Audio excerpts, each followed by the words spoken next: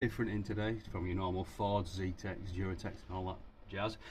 This is a little Suzuki Swift GTI 1995 model that's been brought into us for the carb setting up on our rolling road.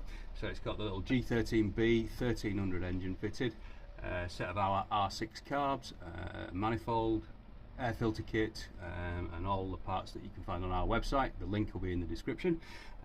Still running the standard distributor, so standard engine management for the Spark, and I am well impressed with this engine. It revs for just forever, and it's done 100 brake horsepower, which is absolutely fantastic.